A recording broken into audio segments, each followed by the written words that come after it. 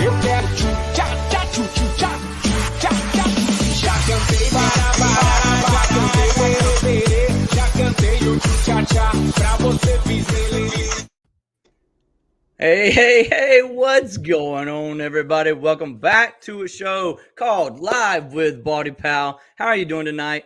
Tonight, I've got a special guest. His name is Dalton, aka Dealing with Dalton, and a co-host, a little bit different, Wyatt from Rewilded Reselling.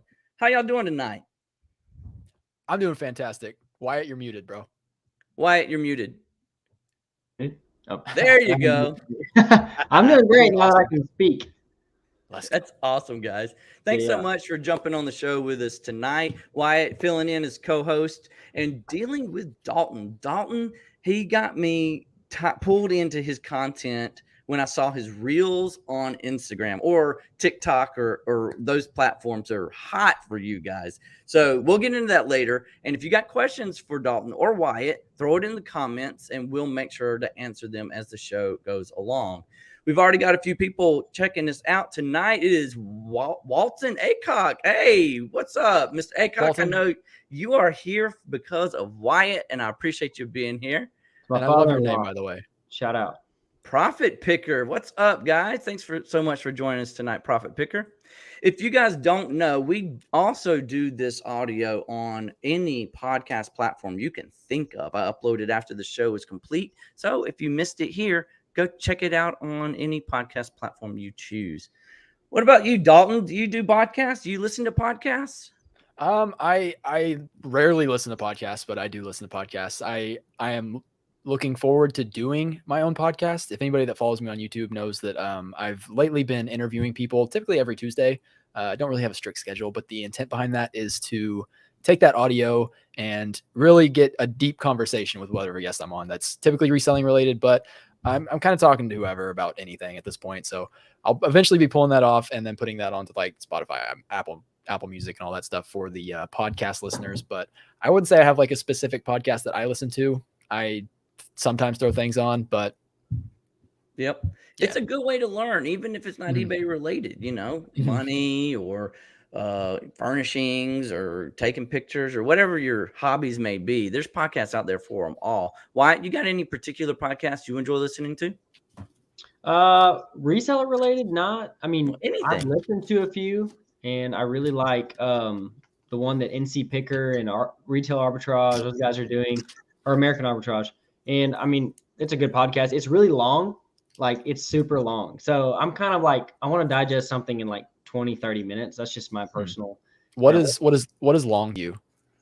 Yeah, I was about to say that because I think hour. theirs is a little over an hour. Mine's just right out the hour. So yeah, it's long for me. Like if I do listen to it, I'll probably listen to it in like 20-minute segments. So, True.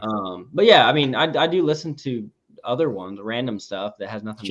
Shout out Triple Thrift Podcast, my boys. All right, Triple Thrift. What's up?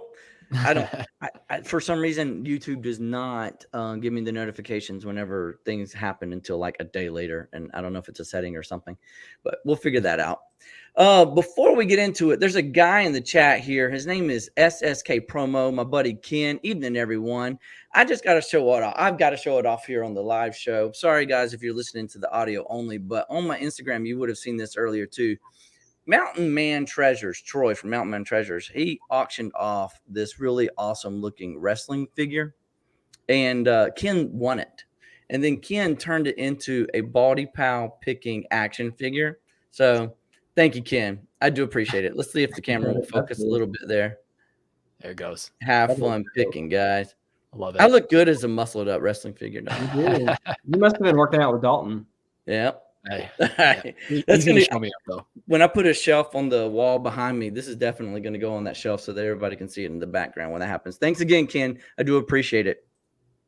Well, Dalton, let's talk eBay. All right. Let's talk eBay. You are someone I haven't had anyone on the show that is as specific as you when it comes to eBay. And I say that without trying to give away all the details, but most everybody will go to the thrift store and they'll shop around and they'll just scan pretty much anything that looks interesting to them on the shelf or through the racks of clothing. But you do things a little bit different, don't you?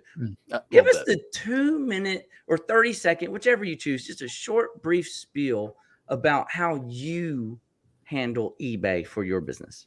30 seconds. This is going to be tough. I could talk about this the whole podcast.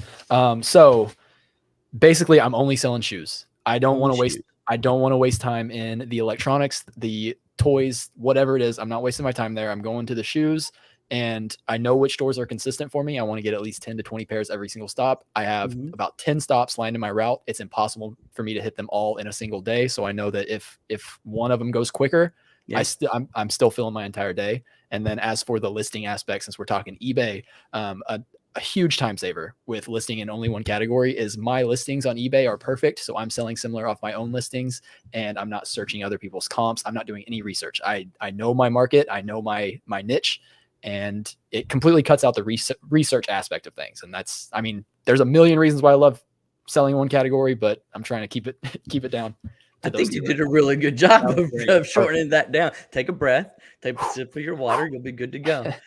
But okay, so you get this question, I'm sure, a lot, but so I want to ask it for myself. Do you feel like you are missing out by only focusing on one category?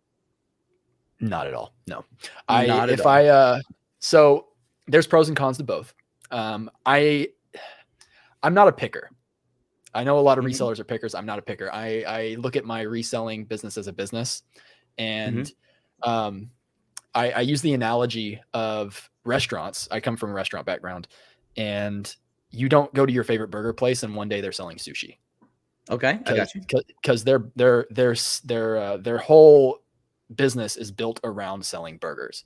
My whole business is built around selling shoes. If I went and picked up a Nintendo Wii, for example, first off, it's going to take me forever to list, because when I wake up, I'm getting my shoe listings done, and when you throw a Wii in there, it's just throwing a wrench in the machine.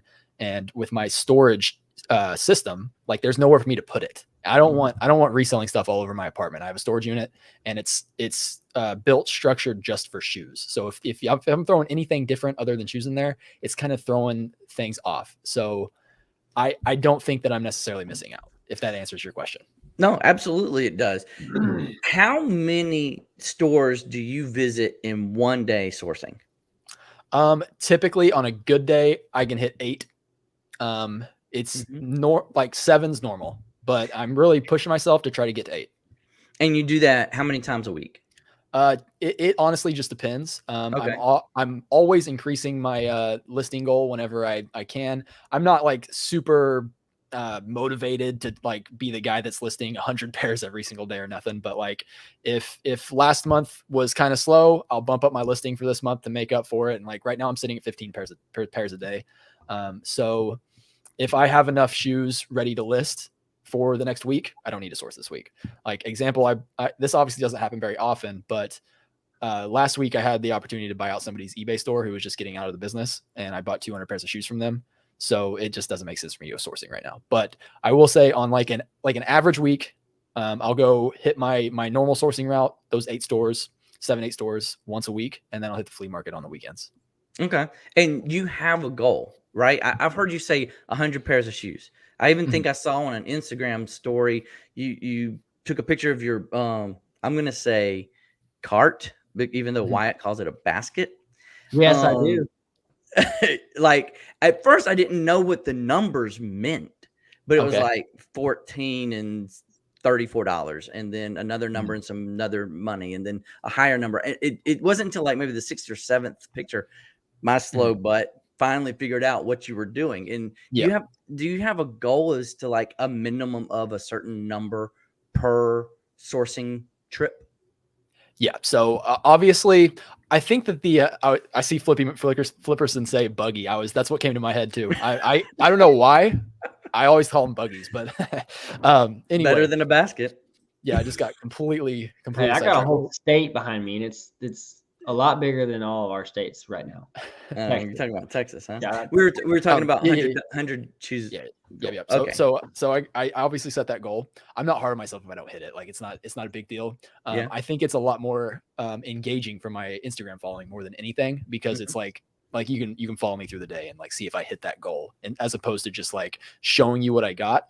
It brings people back to my Instagram page. Like, wow, did he hit the 100 pair mark? But at the end of the day, like, even if I hit like, it's rare for me to get less than 80 pairs. Like I'd say it's almost impossible for me to get less than 80 pairs on that route that I run, knock on wood, obviously. But between that route and the flea market on the weekend, on a typical week, I'm by far picking up enough shoes to hit my listing goal every single day. So the whole trying to hit 100 is honestly just like an Instagram tactic.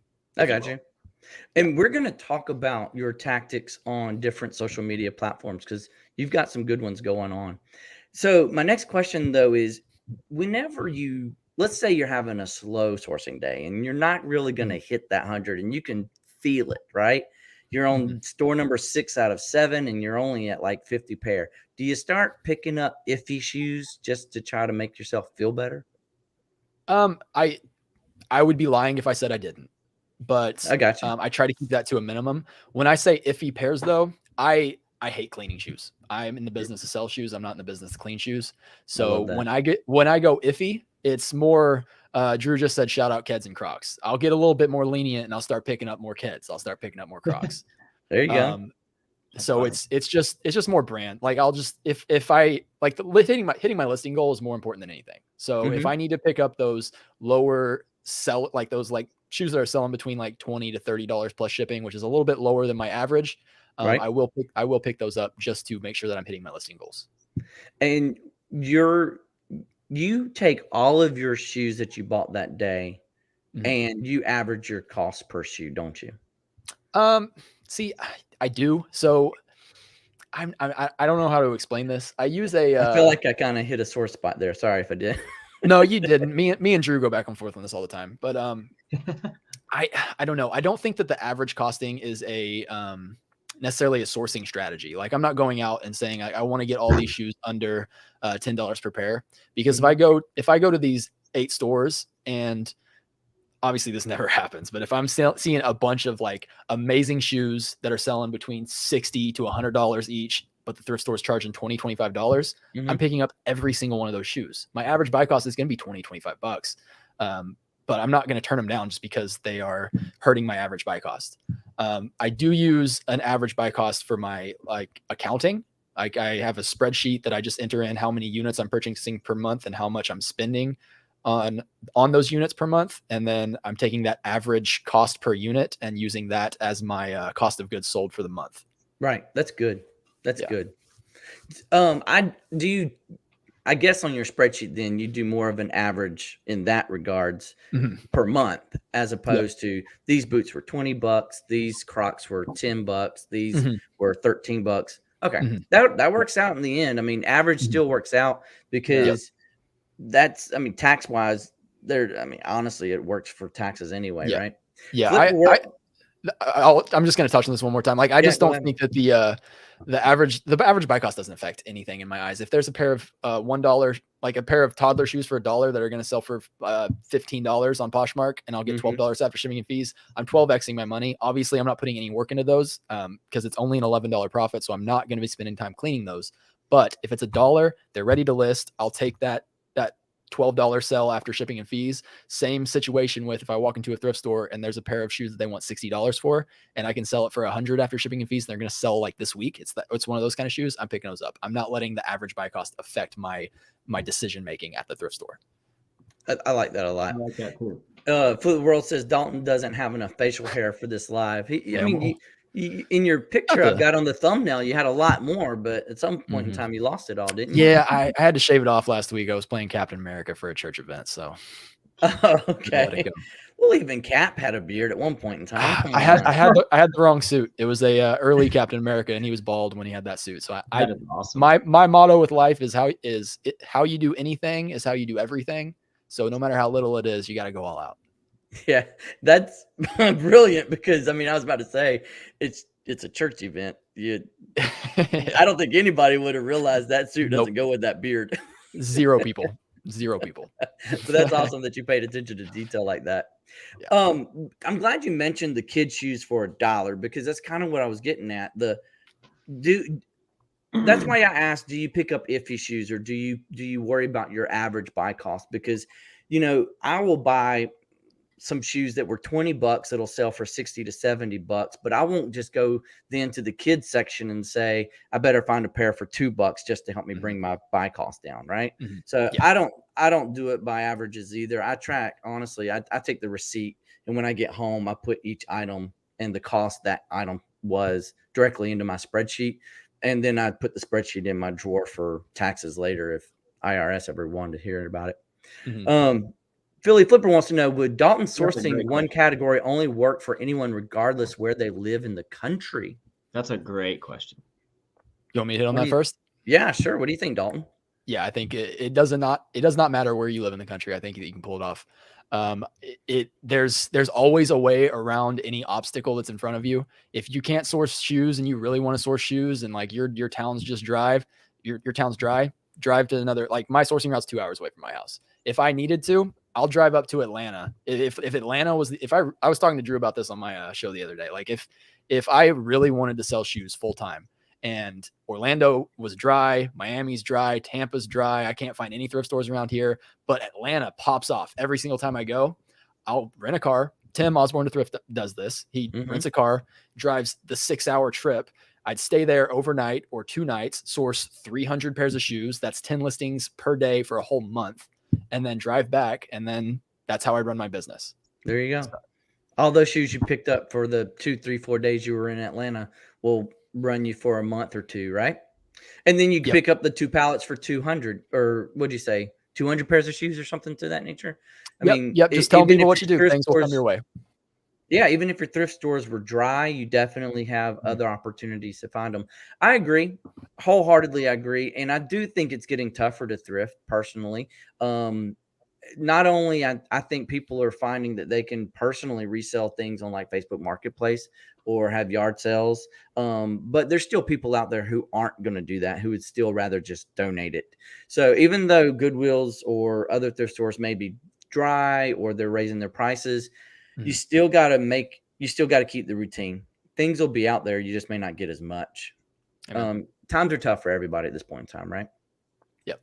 Well, Flippy's got a question. How much do you pay attention to sell-through rate? I feel like sizing affects shoe sell-through rate a lot. Do you base buys more on experience or comps? Why you want to touch on that? I haven't heard much from you today. Yeah, I was looking for a way to hop in because I had some questions for you too, but I think they'll be shifting the subject just a little bit, so I'll wait on that. Okay, I'll go ahead and answer this. So yeah, you go ahead. Where my mind goes with this, I'm going off experience. I'm basing mainly off of experience. I've sold so many shoes. I kind of have an idea of what's selling.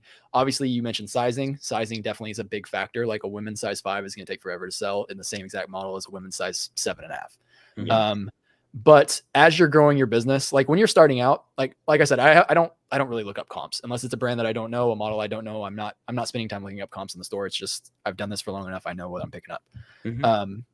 But when you're getting started, you should be looking up comps on everything.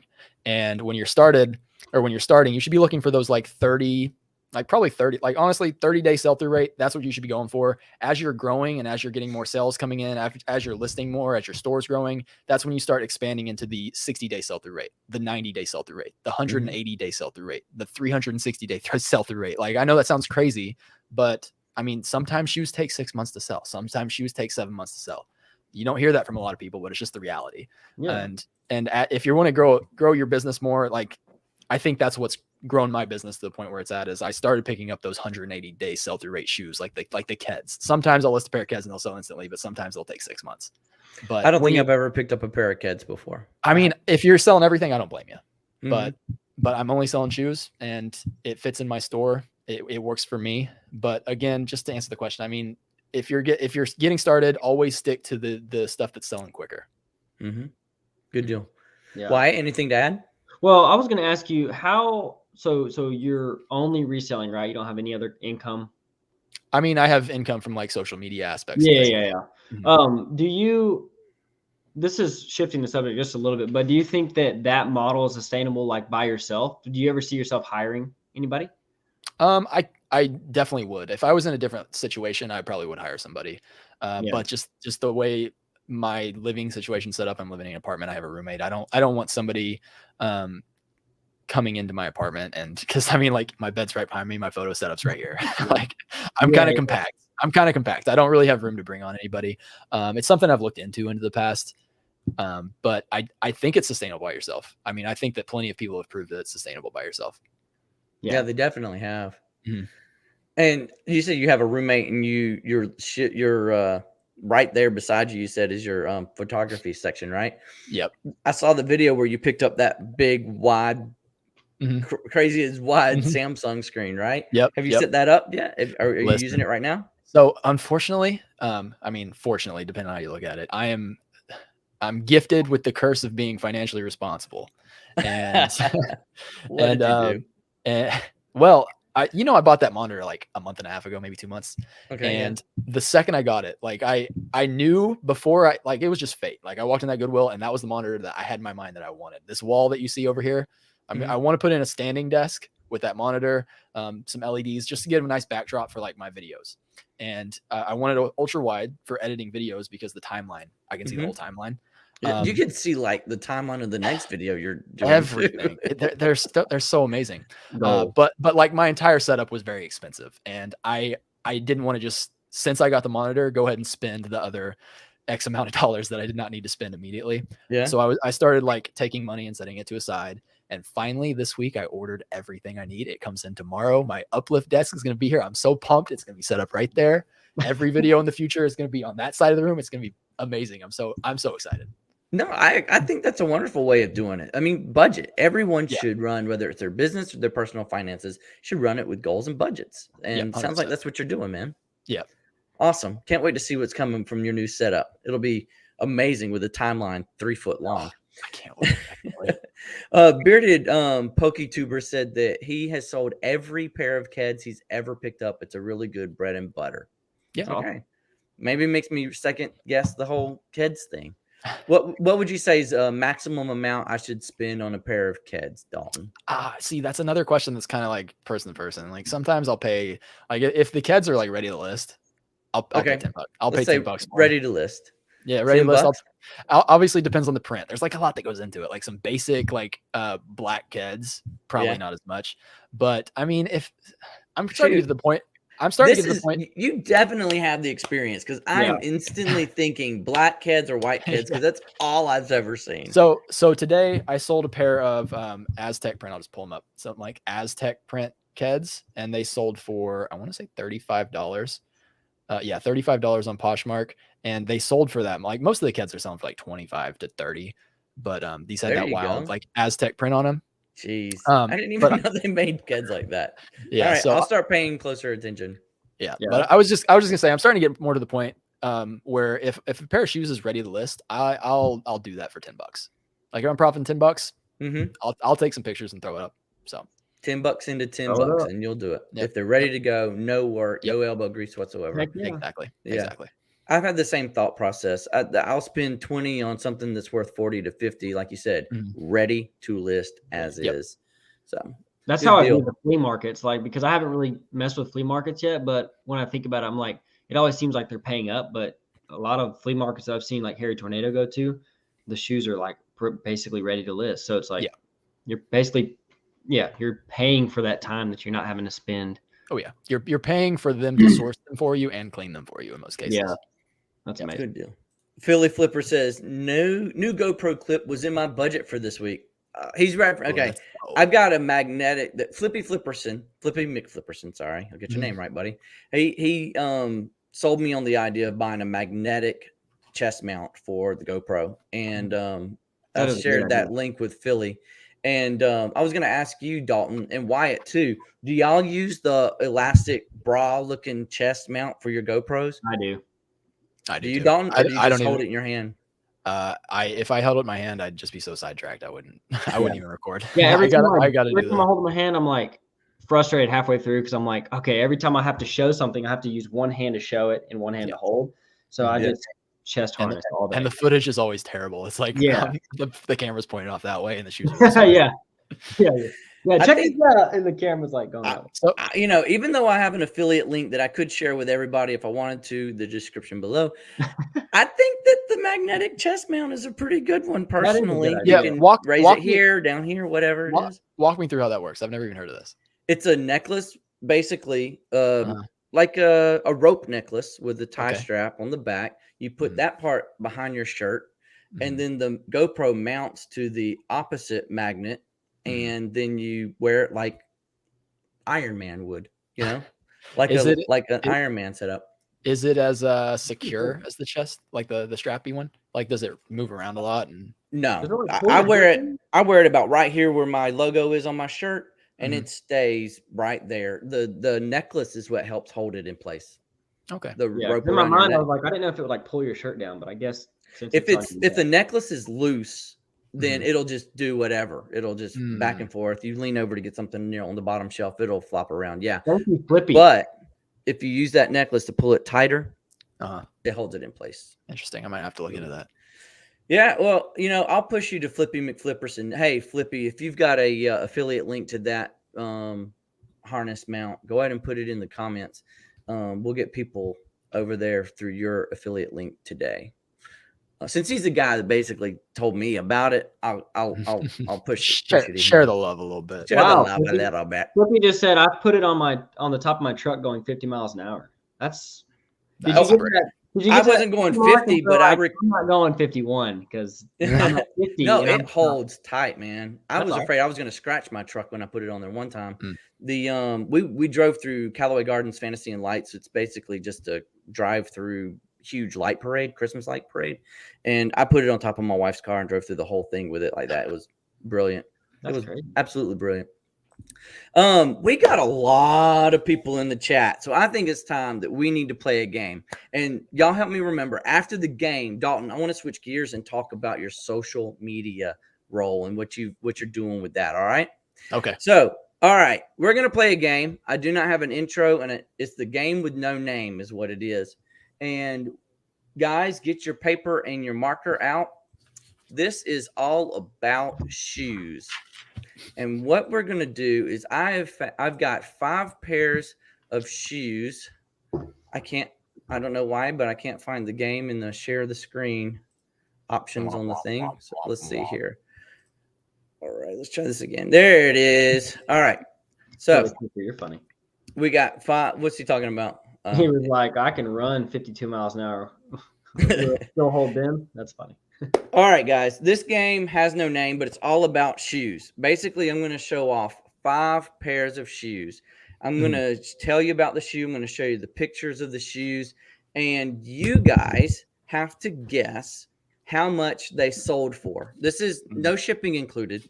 This is just how much you think the shoe sold for. And I'm going to So total sales price, including shipping and everything. Sure. I do not include the shipping in my total on the game, though. Okay, So- but you did charge shipping. Yes, It just so Copy. happens that this game is made up of all shoes that I have sold. Okay. All right. So if you've by chance followed me on Instagram or any other platform like that, you may have a little leg up in the game. So, Dalton, to answer your question, just throw out the price you think is accurate, because some have shipping, some have free shipping. So, Oh, okay. man. Okay. Rough. okay. All All right. right. You make it hard on us. We're making it hard on you. Okay, so here's what's going to happen. You guys, I'm going to show you the shoe. I'm going to talk about the shoe. I'm going to show you lots of pictures. You write down on the paper what you think it's sold for. And for each individual shoe, you're going to hold it up to the camera, and we're going to write down that price. At the end of the game, whoever has the smallest difference from your guessed price and the actual price wins the game. How's that sound? Sounds good. I'm Sounds getting good. nervous because like And- I should be good at this, but I'm scared. Yeah. Yeah, these kind of games make it really hard to be good at what you're good at. Well, I'm a geek, so I got a spreadsheet to help out with the math. You just got to show me what your guess is, and I'll throw it into here. All right. So number 1 is a pair of kids Jordans, Jordan 9 retros, youth size 1.5Y, red and white, as you can see. I'm not going to give you time to look up the model number, but it's there on the screen if you want to. These were youth shoes, and just saying that out loud because I know it's difficult to really tell from the pictures. But here's some more pictures of them so that you can get an accurate view as to the condition of the shoe itself, the bottoms and the sides, and there's no sole wear or anything like that. So go ahead and write down what your guess is, and I'm going to give you about 3 more seconds, and then I want you to hold it up to the screen so that we can write down the price. All right, go ahead and reveal. Let's see what you got. Dalton, I can't see that. A little 65. small. 65. Okay. And Wyatt, what's your guess? 52. All right. 65 and 52. Well, come on. Keyboard wanted to cut out on me. What is up with that?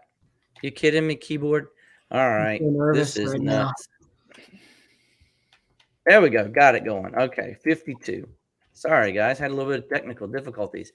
Well, I'm going to go ahead and tell you that the actual retail sold price of these shoes was $30. Oh, you could have got more for that. You're both over on the actual sold price for that. Oh, you had the Chicago red and everything. You could have got those are dope. Something about them being kids. Nobody wanted them. I will say though that the sizing is a big factor on that because nobody wants to buy youth 1 through youth 3. Okay. Those are like that's like the dead zone for shoes. But I thought that the Chicago red would sell for more than that. Must have had something to do with the zone of the size. And I'm gonna remember. I would have bought them for more than that. 3. You would have for Everly. You would have bought them for Everly. No, we're adopting at some point, and it's gonna be a boy, and his room is already Air Jordan themed, and we have shoes up on the shelf for decorations. I mean, they'll fit him at some point, but yeah, man, I would have bought those for $52. Well. Next time I'll let you know. If you're in the market for them, I'll let you know. All right. Dalton would have bought those for $30 to flip. All right. The next shoe might be a little bit easier for you. It is a pair of On Cloud Cloud Flow Helion black and white running shoes, men's size 9. Dalton probably knows exactly. With the Q size Cloud Tech size 9. That was my size. I actually, when I bought these, I put them on and tried to wear them for a little while, and my feet still hurt. Can I ask a question? Sure. What's your question? How fast did they sell? How fast did they sell? That's a great question. I actually sold these twice within a month. Does that answer your question good enough? You sold these twice? Twice within a month. Okay. Yeah. I mean, First was a return. Guy said, I searched on size 11 and yours came up in the search results, so I bought them. But they're size 9. So I accepted the return. All right. If you got your guesses, you ready to reveal? Yeah. Ready. All right. Go ahead and hold it up to the screen and we'll write it down. So 75 for Dalton, and Wyatt says 67. All right. Well, I will say y'all are a lot closer on the guessing on that one is concerned. In fact, one of you is almost dead on. At 74.95. Dang, nice. I sold them both times. One time I sold it for 71. He offered me $71, and then he's the guy that returned it. Anyway. All right. The next pair of shoes. This is a tricky one. I'm going to throw it up here right now. This is a tricky one. All right. So the description says New Balance 990 V5 made in USA men's running shoes, gray 8.5 4E. That's wide for anybody who doesn't know what E stands for. But read the script right there in my title. All right.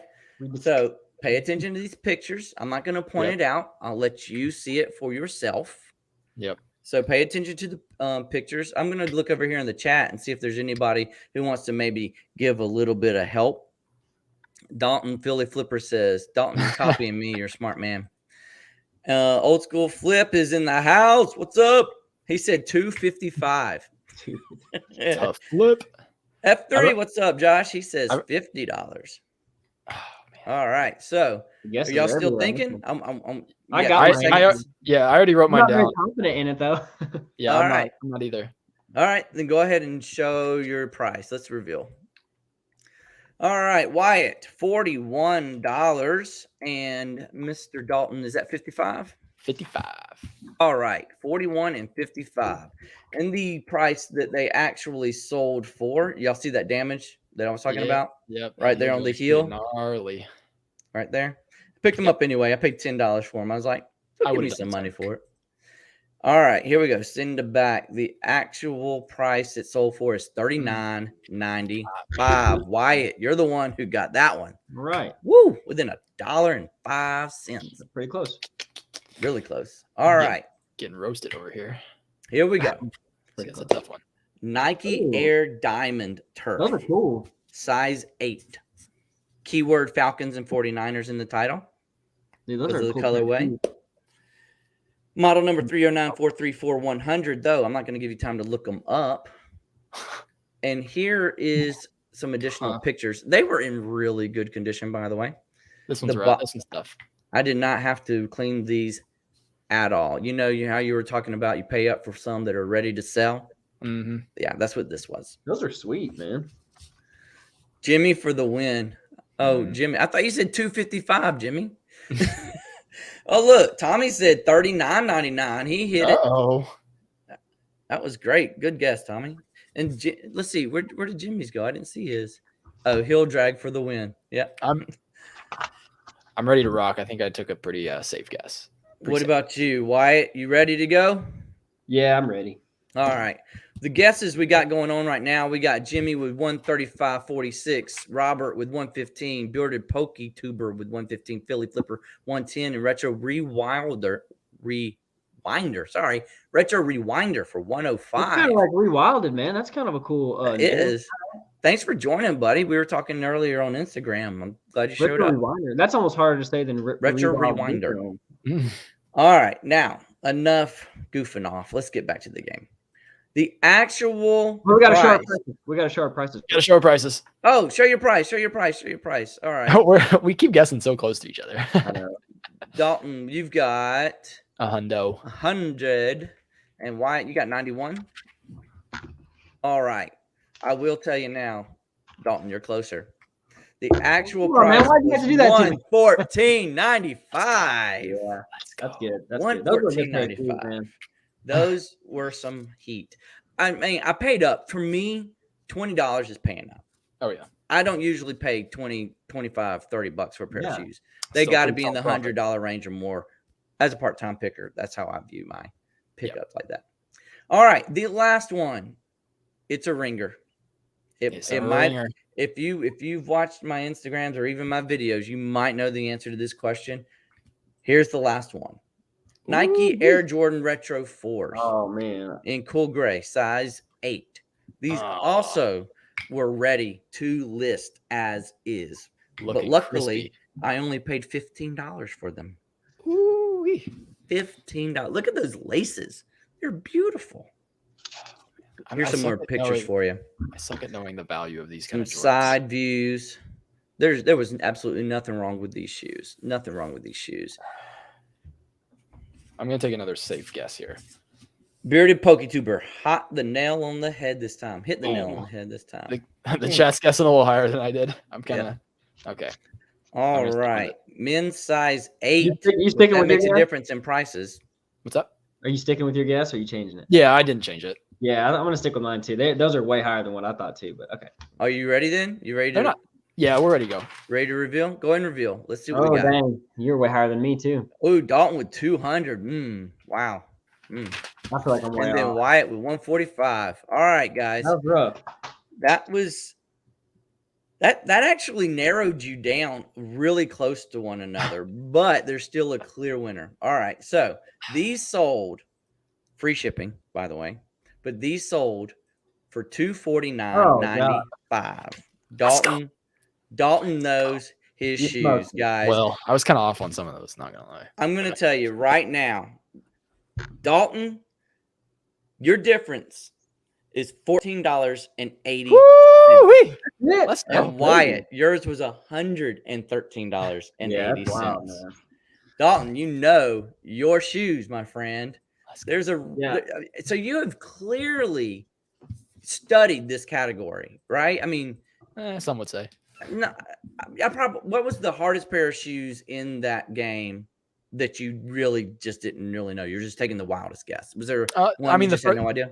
The first ones were tough. I mean, first of all, I don't find a lot of Jordans, so like I wouldn't say I'm like super knowledgeable in Jordans, but the first ones, like, they were a terrible size. Like a 1.5Y sucks, but they were also a good Jordan 9. They were the Chicago colorway. Like, I have sold youth Jordans in that area for like up to $100, but it always depends on model. And then I was just I was spitballing on that one. But you knew those on clouds. I mean, like, you nailed the price. And then Wyatt with the with that third pair in there, you were within $1.05. And I want to also say congrats to the people in the chat, because you had some that were dead on. Like, look at that. That was spot on. That's awesome. That was awesome guessing, guys. Okay, so shoes. Dalton, Shoes. you've got shoes. You were within $14 of all 5 pairs of those shoes in total. So let's change gears just a little bit. I want to talk about your business aspect on social media. How big of a part does it play in your business? The Reels, the Instagram, the TikToks, whatever it may be. How big does that play in your overall business?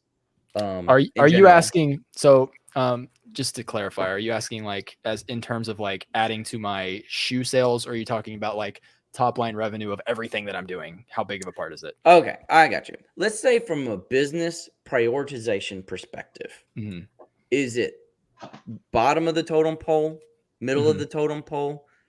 I mean, like, clearly it's not as important as your eBay sales are concerned, but is it enough of a bit money maker for you that it's a high money priority from your business perspective? So from a business perspective, it is at the probably close to the bottom of the totem pole. From a happiness perspective, it's close to the top of the totem pole. I just have a blast doing it, and the upside, the potential of it is there. Like, I'm starting to see some financial upside to it, but obviously that it starts small. But like, I know the potential of it, so it. Right now, business-wise, it's at the bottom of the totem pole, but I absolutely love doing it. So that's why I do it so often. Does that add to your sales? Does that aspect add to your sales at all? Not really. I don't share my I mean, if I'll share my Poshmark closet with people if they ask for it, but I don't like broadcast it. And I'm not sharing a lot of like individual pickups on my story or anything. Like I've probably gotten 10, at least that I know of, people that have actually told me. I've probably got 10 people that like viewed something of me on social media and then bought from me. Like, I keep it to a minimum. If people like comment on my YouTube videos asking for what my store names is, I just tell them I keep it private. I don't know. I don't want to cross the two. Okay. I can respect that. I know there's a lot of people out there that combine the two and 100%. feed their sales off of their social media following, right? Why? I mean, personally, I don't focus on social media nearly as much as I would eBay or YouTube. And I know YouTube can be argued to be a social media in its own, and it is, but I don't put it in the same category as TikTok or Instagram, right? I'm going to get a lot of bashing for that. I know I am, but anyway, point is, in my priority of like my 9-to-5, religion, family, and all that, eBay and YouTube, it's not even in my top 5. So if somebody reaches out to me on Instagram and says, "Hey, I like that pair of shoes you picked up. How much would you sell them to me for right now?" I'd be like, that's like, that hardly ever happens, right? Right. Why does anything like that ever happen to you if you post your finds on Instagram? About the same as Dalton. I've had a handful of sales over time with stuff like that. There was a time like around the holidays, just because I know so many people in my kind of community, if I get something cool like that is pretty palatable to like a lot of people that are friends of ours, I've actually sold some stuff on Facebook, just like not even on Marketplace, like just post it on my Facebook. Hey, whoever wants this, whatever price, buy it for like a Christmas present or something. And I mean, I sold a couple things this last holiday season doing that, but yeah, I wouldn't say I attract sales because of my social media. I'm not at that point by any means. I would love it though. Like if I started getting viewer sales and stuff, that would be fun for me to add into my channel. I haven't ever even brought up that idea to my viewers really yet. So, yeah, Do you have a goal on social media, like one reel a day, or I must post a reel every day? I keep saying that, but really TikTok. Okay, let me explain to you why I say reel and not TikTok. I don't use TikTok. They're reels to me. I don't really. Okay. I'm not as present on TikTok as I should be.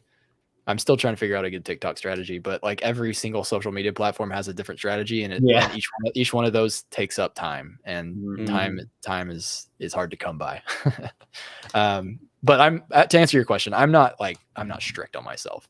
Like sometimes it's always it's a roller coaster. It's up and down. Like some days I'm like super motivated and like I just want to put out content. I want to talk to people. I want to make people laugh. I want to inform people. And then sometimes I'll go a week and I just don't feel like engaging with people.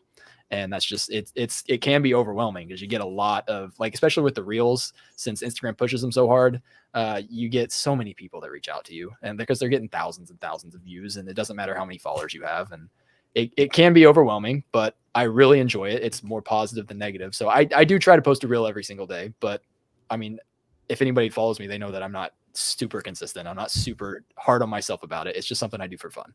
And I'm not monetized on Instagram. I'm not part of the creator fund, so I don't get paid for the reels. It's just, like I said, I just enjoy doing them. There are a handful here and there, buddy. I must say, you went way out of your way to pull it off. Yeah.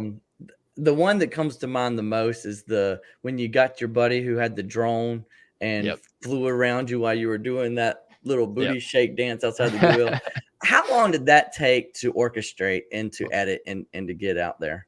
Let me tell you, first off, huge shout out to my friend Carlos for just spending the whole day with me. He had a drone. He's a guy that had a drone. He doesn't fly a drone. Okay. We spent most of the day trying to figure out how to get the drone to track me and go in a perfect circle around me. And the issue was, like, there's light poles and abstractions in the parking lot. There's like trees and stuff. So we had to find the perfect spot, like the perfect location for me to stand, for the drone to go all the way around me without getting close enough to a pole or something to make it freak out and go a different direction.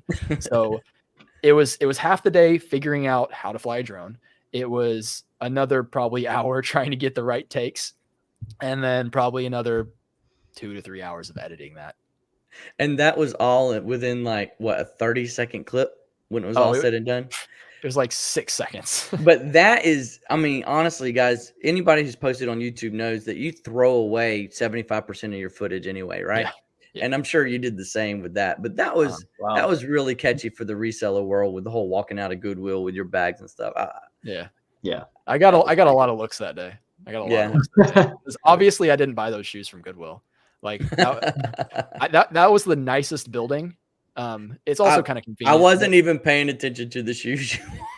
Yeah. See, it was the nicest Goodwill in my area, and that's the one that I wanted to do it in front of because of how nice the building was. And it's always so overpriced because of how nice it is. I didn't even shop at that Goodwill. I brought 2 IKEA bags full of shoes with me. I walked in the front door with my aviator sunglasses and my headphones on. Everybody's staring at me, and I waited for the doors to close. And like the cashiers are just like, what is this guy doing? Oh my God. Walked outside. Beautiful.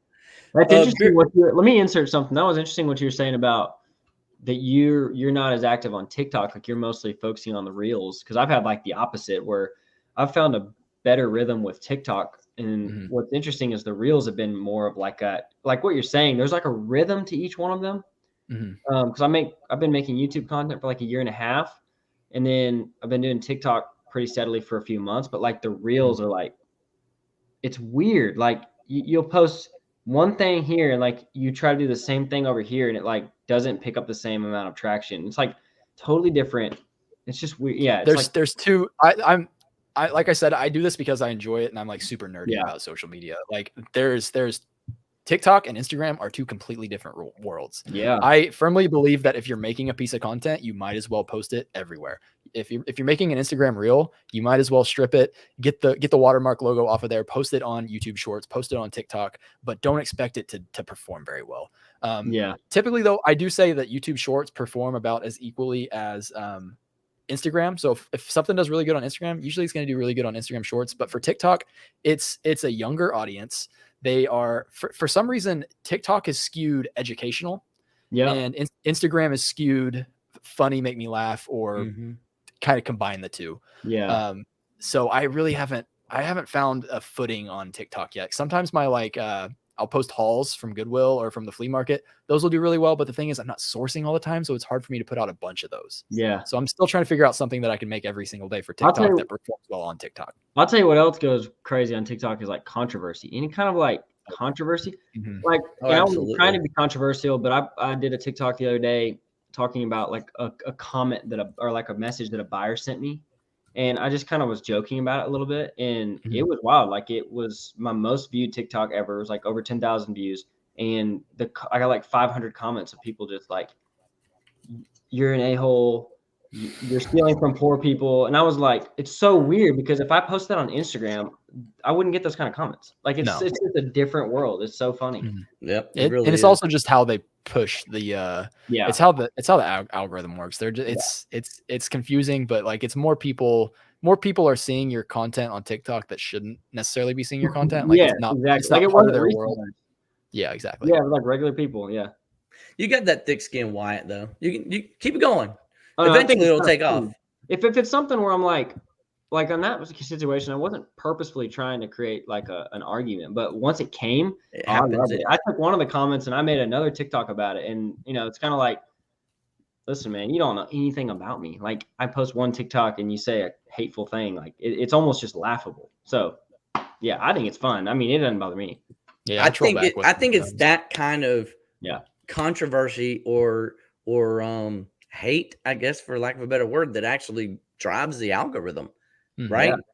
I think that those platforms are looking for that to push it to the next guy to see what they're gonna say. This world is based on controversy. Anyway, hey, let's throw in the segment that we've all been waiting for. We're pulling it from the old school, guys. It's called Pick of the Week. All right, everybody got your pick ready? I sure do. Let's do it.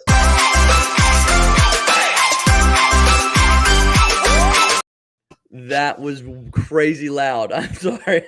Not usually that loud. I probably just blew everyone's ears off. Woo! I got to redo that one. And I'm down on that one. Woo! All right. Now that we can all hear again. Pick of the week. All right, Dalton, you want to lead it off? Yep. So as I told you, I had that buyout and it was like a week ago. So I literally, my pick of the week is from today. So I went to one thrift store today, picked up like 12 pairs of shoes, I think. And I picked one that I think would be a little bolo for anybody that's watching. Okay. And that is Vibram 5 Fingers. Oh, these things, if you ever run across these, they are super cheap. I think I paid $5. Yeah, that V right there is Roman numerals. It's for $5. So I paid $5 for these. They weigh nothing. They're going to ship first class and they're going to sell for like $50 or $60. Yes, they are. Dude, that's awesome. Okay, wait, I'm sorry. I got you got tripped up by the Roman numeral, didn't you? Why is there a Roman numeral on the bottom? That I was thinking the same thing. That's weird. Throws prices up in Roman numerals? That's nuts. Yeah, it's all over the place. There's one thrift store here in Orlando that they're pricing what they write on the bottom of their shoes. Like, they have stickers that has the actual price on it, but they also write the price on the bottom of the shoes. But they have a numbering system that it's universal, like the word universal, like Universal Studios spelled out. U means 1, N means 2, all the way up until L means 9. So if the bottom of the shoe says UL, that's $19. I'm like, why not just write 19? How are you as a customer supposed to really realize their pricing? Oh no, I only know because like I'm the kind of person that's gonna ask. Like, if they're like, when I first started going there, like, I'd find some shoes without a sticker on it and I'd take it up to the register and I'd hand it to them like, there's no price on this, and they'd turn it over and they'd be like, oh, these are $14.99. I'm like, how did you know that? There's no sticker. And they're like, okay, well, you see this number right here? And then they explained it to me. It'd be one thing if they were shortening it, but it's like, it's the same amount of characters. You're not making it shorter. You're just making it more confusing. I will say though, I do appreciate it because it's not a price that I need to cover up on the bottom of the shoes. I can just leave the UV or the UL or whatever. That's a good point. It could be like initials for something. Because your buyers aren't going to realize what that was. What's up, Casey? Casey says, oh yeah, I used to pass by those. They sell quick. They do. I remember when I bought some when they first came out, like a long time ago, and like, I mean, they were like $100 and something bucks, like brand new. I don't know why I wanted them, but I wanted them. Every time I've ever picked them up, I list them immediately, and they sell within a week for sure. But personally, I can't wear them. I don't find them comfortable at all to have those I've never webs found a pair in my in, be- size. in between my toes. I wore them for a long time. They were great because I could like wear them to the lake, and it was like you get them wet, they dry fast. You can just wear them. But Thank you, Dalton, for bringing that up. That is for sure a good bolo to be looking out for. Wyatt, have you got something to show off? I do. So I've got a video coming out tomorrow about this, so I'm very excited. But I had a crazy opportunity to do this. Go to this lady's house. It's such a long story. I don't want to tell the story, but We got nothing but time, my guy. There it is. I was looking for it. I was trying to figure out who you were waving to. This lady's house sold for over $1 million. And a friend of mine reached out and said, hey, like this lady needs to be out of her house in like a month. She's got all this stuff. Her husband passed away like 6 years ago, and they just have all this stuff. And I'm thinking, okay, if the house sold for over $1 million, it's probably not cheap stuff. So I go over there. I spent it ended up being one of the top 5 most weird days of my life. Like the whole time I was like, what am I doing here? It was like one of those feelings, like, what am I actually here for? But long story short, I had my eye on some saddles. I don't think you can say that anymore. Long story short. Like some, yeah. Well, it is because the story is way longer than that. But she had 4 saddles, like horse saddles. And I was like, I mean, I'd love to get them all if I can. I didn't get them all, but she gave me 2 of them for free. And one of them already sold for $250. Saddle up, boys. Yeah, baby. Let's go. Nice. Before, like $3 to $250. I'm from a ranching background, so I do know a little bit about them. But yeah, man, she gave me two of them for free. The other one will probably sell for like more like 125 to 150. But Where are you from, Wyatt? Texas. Texas. What part of Texas? I mean, I live in South Carolina now, but what? What part of Texas? Amarillo. Oh, Amarillo by morning. Listen, man. Listen. All about it. So yeah. He got a good video when he went back home to Texas, Dalton. You should check it out. He's roping cattle and everything. Yeah, that was interesting. I got some talk about controversy. I'll check it out. It was a good one. Well, I happened to come across a nice little Sony camcorder on Sunday.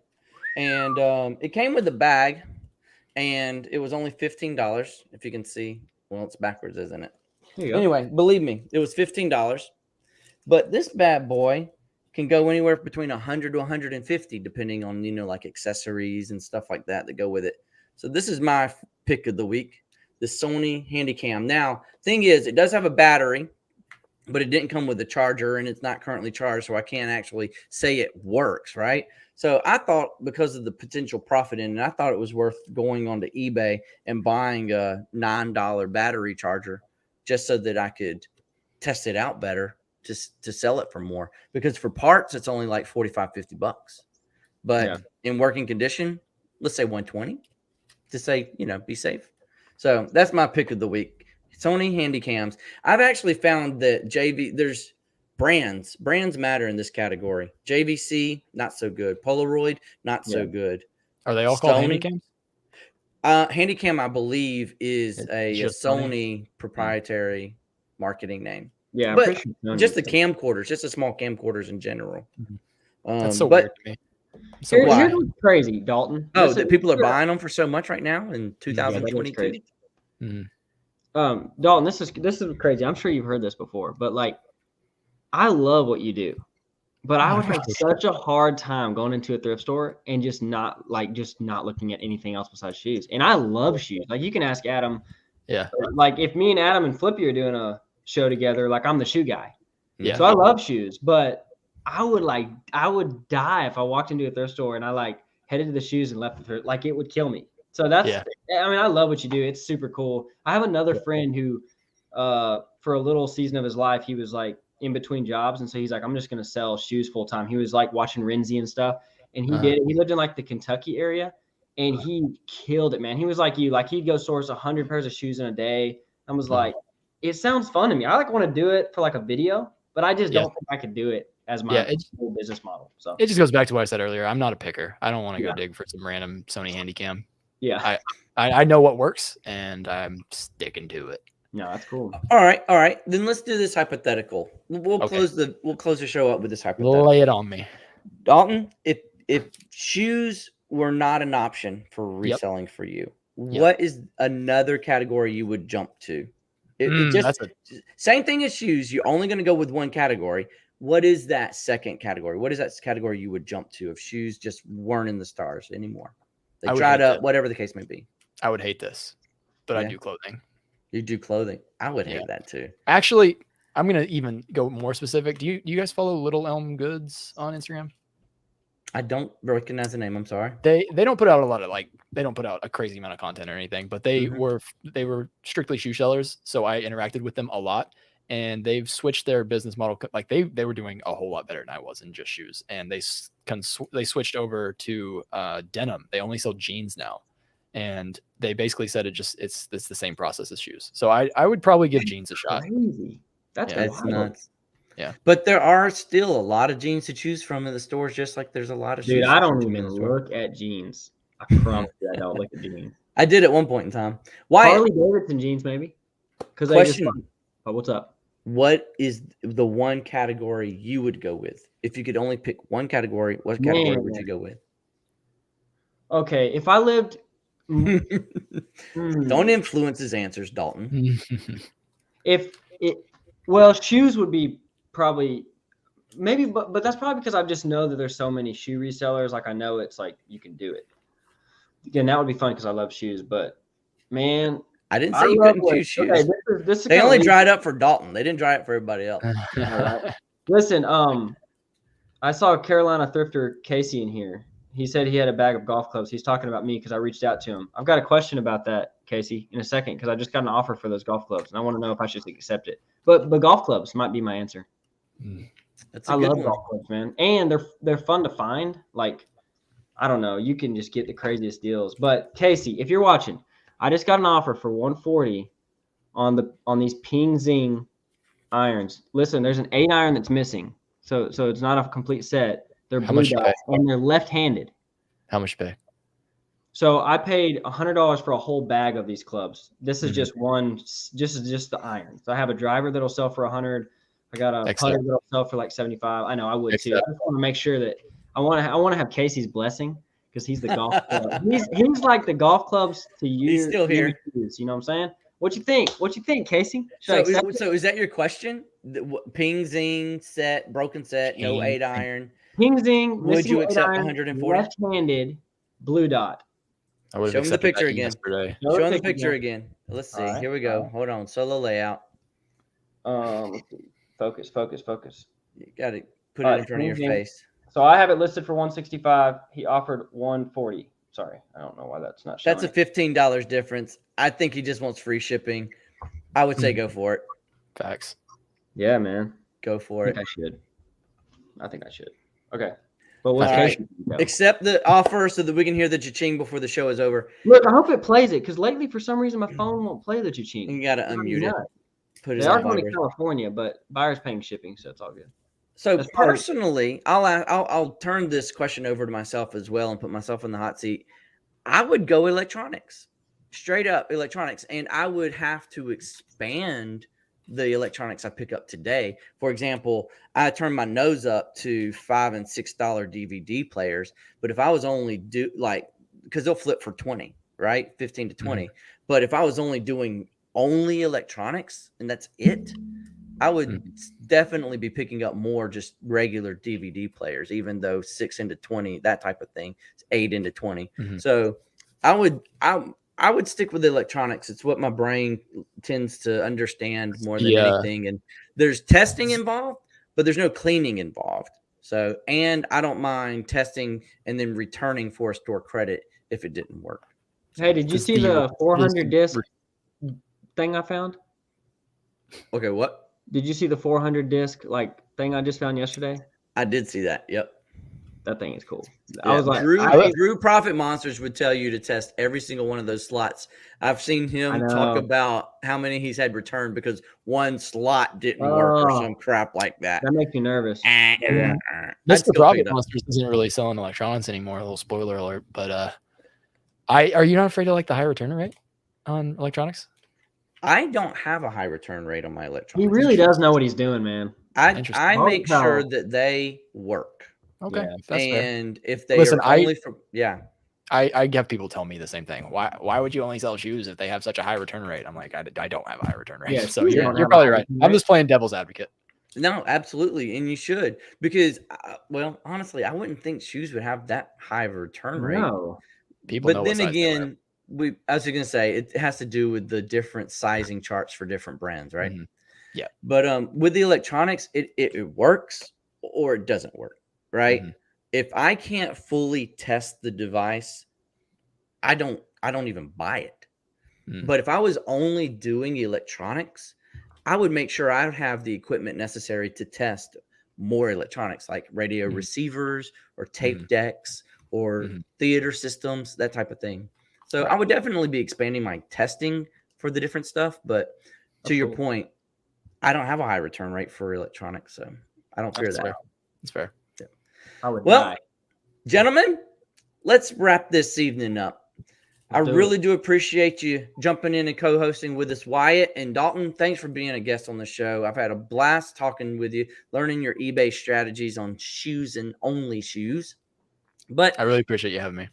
oh, absolutely, my friend. Everybody in the chat, I hope you've had a good time. If you have not subscribed to either one of these gentlemen, you will find their YouTube links in the description down below. I'm sure they would sincerely appreciate it if you did subscribe, and probably go watch a video or two and leave a comment, give us some thumbs up. You know how that YouTube algorithm works. So go and do that. Dalton, is there anything you would like to leave with the fans? With the fans. Yeah, That's good. These are my promoting- friends. These are my friends. No, Yeah, just I'm your fan. I am your fan. well, you're my friend now, Wyatt. Fan. Just I'm dealing with Dalton on all platforms. I would love it if everybody in the chat could go follow me on or like my Facebook page. I made a Facebook page Did dealing you with now? Dalton. Okay. Yeah. I would really appreciate it if everybody could go give me a like over there. Good deal. I'll go do that. We'll run that number up for you. Appreciate Wyatt, anything you want to share with the friends and fans as we leave this evening? Yeah, if you could just go to Dalton's Facebook page real quick and just give him a like and all that, that'd be great for him. It wouldn't benefit me at all, but it would be great for him. It might benefit That's me right. because he'd be happy, and now that we're friends, it might make me happy. So that. Take your Love that. 15 seconds to promote yourself and promote your new buddy, Dalton. Excellent. yeah, Thanks, everybody. I do appreciate it. Once again, I hope y'all have a wonderful evening. Y'all stay safe out there, guys, and have fun picking. Y'all have a good night. see you guys.